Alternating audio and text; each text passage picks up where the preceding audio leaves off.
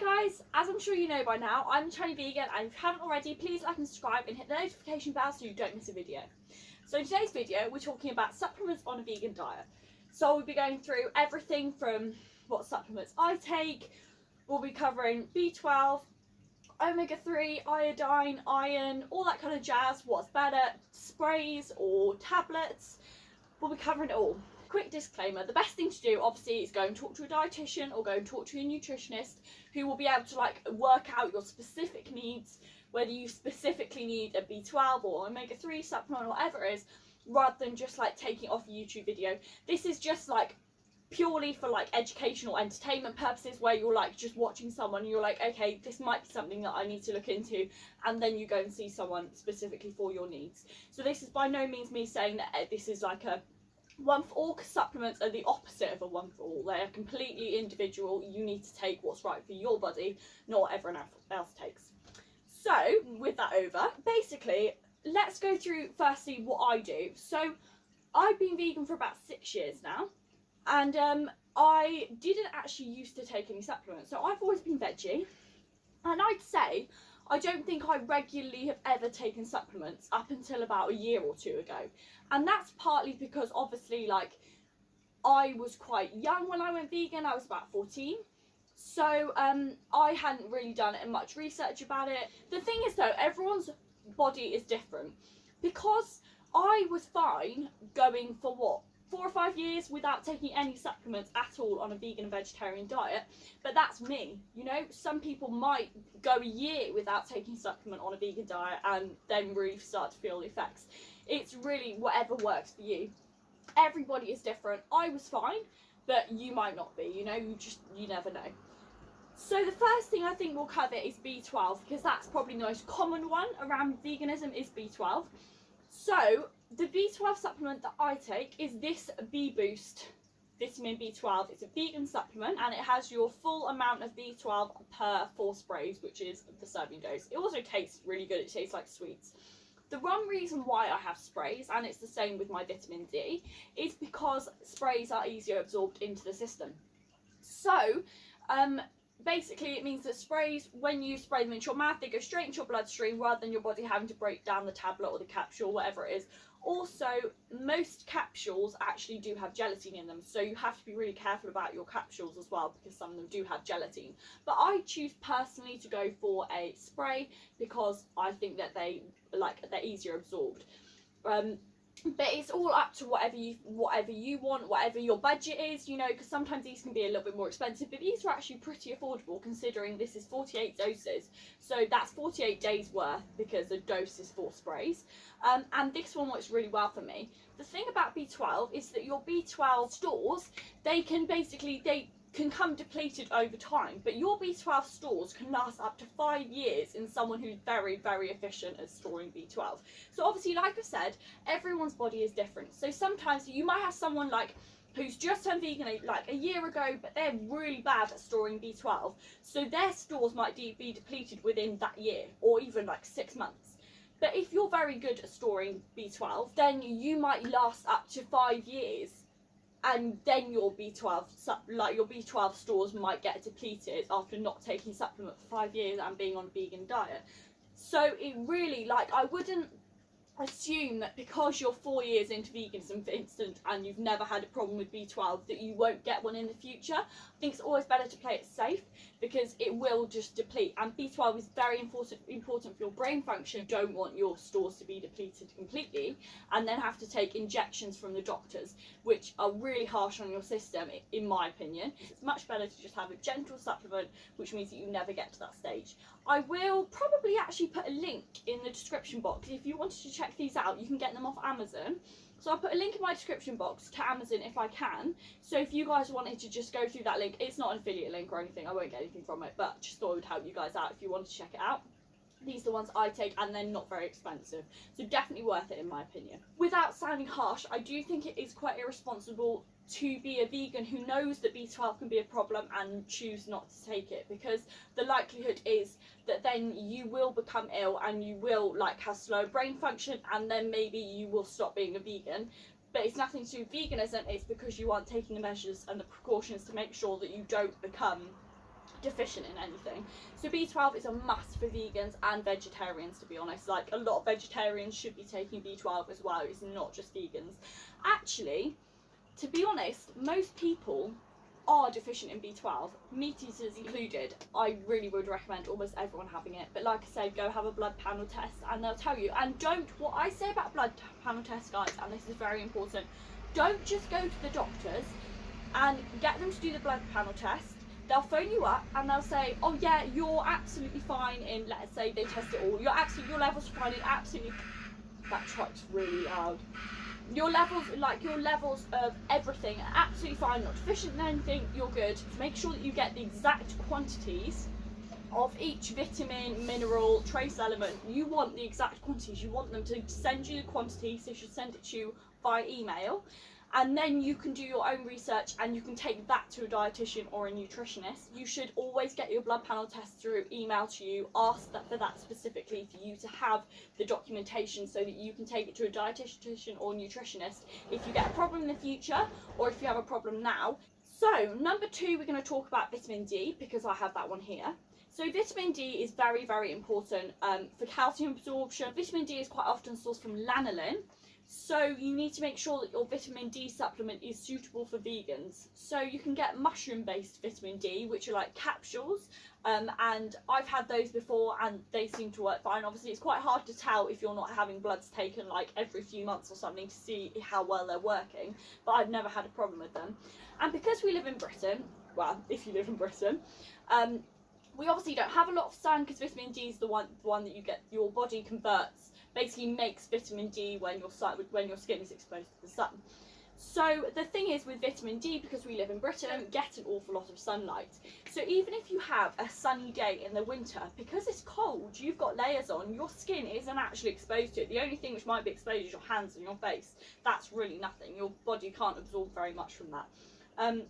So it's very important if you live in a colder climate that you do get a supplement for vitamin D, because if you're a vegan, and apparently we struggle to get calcium, which obviously in my opinion isn't true if you're mindful about what you eat, but that's some people's opinion, and if you might be finding it hard to get calcium, and there's obviously nothing wrong with that. But because vitamin D aids the absorption of calcium, if you're low in vitamin D, even if you're getting enough calcium into your system, you might still be deficient in calcium because your body can't absorb it properly. So vitamin D supplement is very important. Again, this is an oral one, so it is absorbed into your system faster. It's 1 pump per dose. This is 100 doses, so this is 100 days worth as opposed to 40. Again, I'll try and put it in the description box if you want to take it. Especially if you are someone who works in, let's say, an office, it's crucial that you go and get a vitamin D supplement, because you probably absolutely won't be getting enough. Even if you go for a walk every evening, by that point the sun's gone, you're not getting enough vitamin D. So next we're going to talk about iron. So again, this is another thing which people stereotypically say that vegans don't have enough of, and that's because obviously a lot of iron that meat eaters get, it comes from the meat. So vegetarians and vegans might be slightly lower in iron, but good source of iron, I would actually do a video on good sources of iron, because I want to start doing videos, because I did a video on good source of calcium on a vegan diet, which I'll leave on the screen somewhere if you want to check that one out. But I'm also going to be doing ones on like iron, omega-3, all the things that stereotypically vegans have a problem with. So the iron supplement that I take, and I don't always take this, so I'm not low in iron, I'm not actually low in anything when I have my blood panel test, but vegans can be, and you're not doing a bad job if you are low in it. It's just something that happens. You know, meat eaters can be low in like B12, D and iron. They can be low in exactly the same things. There's no shame in being deficient in something at all, and iron is a very common one. So obviously if you're deficient in iron, that's called anemia, and that is very, very common in this country. So a good source of irons are things like spinach, green veggies, all that kind of stuff have really good source of iron in them. And the supplement that I do take is this SPATONE one. So I'll either go for SPATONE or Floridix, the liquid Floridix. But usually on a daily basis, because Floridix, the liquid one, that's like a booster. So it's not something that you're meant to take continuously for like years, for instance. It's one that you take to boost your iron levels up. It's the same as the iron tablets they give you from the doctors, but it's more gentle on your system. Because, okay, let's talk about the iron they give you from the doctors. So I personally, I avoid that at all costs. So if I was deficient in iron, I would not take the supplements, the iron from the doctors, because it's very harsh on your system. Because the iron from the doctors is in a pill form, less iron is absorbed from the pill than if it's in a liquid form, when it just goes straight in your bloodstream and you absorb almost a lot of it, quite a lot of it.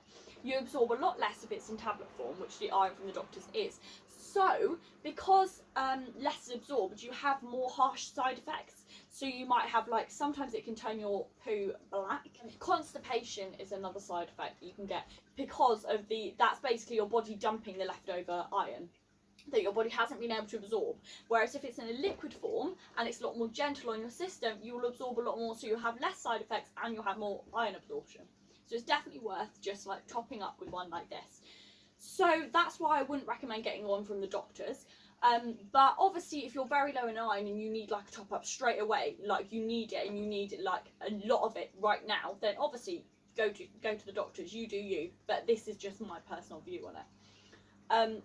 I'd rather go for something like Floridix, and this isn't like an emergency, I need iron right now. This is like I might be a little bit low, or feeling a bit lethargic, a bit tired recently, so maybe I'll just try having an iron supplement. That's what we're talking about right now. So in that case, I'd go for a Floridix, which is the liquid form, and it's just like kind of booster that you take for, I think it's like it's about a month's worth. You take it twice a day, and it's just a lot more gentle on your system. And it's like, it's a good supplement to take, but one that you can take on a daily basis. For if you're like, if you consistently maybe feel tired or a little bit low, and your iron stores are a little bit low, then something like SPATONE that you can take on a daily basis is really good. So these come in these little sachets, and they're also rich in vitamin C, as you can see, and these are daily iron shots. So I always put mine in apple juice, but that's because I don't like the taste. Like, iron just makes me, I can just taste blood whenever I taste iron, so I think it's disgusting. So I have to put these in apple juice or fruit juice so that I can't really taste it. You just pop one of them in, and that is your daily shot of iron, and you've got vitamin C in there as well. If you're, feeling a bit tired and you're already eating healthy, but you just think that you're probably a little bit low, then something like this is quite a good way of just topping up your iron stores. And again, if I can find them on Amazon, I'll put the link in the description box if you wanted to check them out. So next we'll talk about iodine. So iodine isn't really talked about very much in any diet, to be honest. I feel like it's not discussed as much as it possibly should be. But in a vegan diet, it can be a little bit hard to have enough iodine. But foods that are rich in iodine that are definitely worth consuming, like not on a daily basis, but regularly, are things like seaweed, so like nori. All that kind of stuff has iodine in it. Iodine is very important for things like your thyroid function. You can get iodized salt as well. That's another good way of just getting in your iodine. People think that iodine is just any salt. You can find in any salt, but a lot of over-processed food, which are obviously high in salt, they actually don't have iodine in them. Last but definitely not least is omega-3. So, this one's obviously quite common, that vegetarians as well as vegans apparently don't get enough. The omega-3 fatty acid is usually found in things like fish. You can very easily get omega-3 on a vegan diet. You can get it from things like flaxseed. I think you can get it from chia seed as well, and just add things in. Like, let's say if it's things like flax seeds, which are higher in omega-3s, then you can literally just put that in like your smoothie or something, or sprinkle it on your dinner, and then you're just really easily adding in, without changing much about your diet, you're just adding in little things which will really help you. Another thing which I have, I talked about in my Vegan Kind unboxing, so I'll leave the link to that on the screen, but it came in the Vegan Kind, and these are omega-3 vegan gummies. I don't have them with me right now, because I can't find them. Basically, they do taste fishy, I'll warn you right now, but it's basically you take 2 gummies if you're, I think it's above 12 or 18 or something. You take 2 gummies per day, it's your omega-3 source for the day. So they probably are worth getting if you're worried about omega-3 or you're low in omega-3, is either adding things like flaxseed into your porridge or whatever it is, or you can buy these gummies, which means that you don't really have to worry about adding things onto your meals and thinking, oh no, I forgot to do it today, what am I going to do, blah blah. You just have a couple of gummies a day and that's sorted. So there's definitely sources of omega-3 which are quite easy to get when you know where to look. You can also buy omega-3 like supplements, but make sure again that they are vegan, because the capsules sometimes aren't vegan. Obviously quite often they're fish oil, so you have to make sure they are vegan.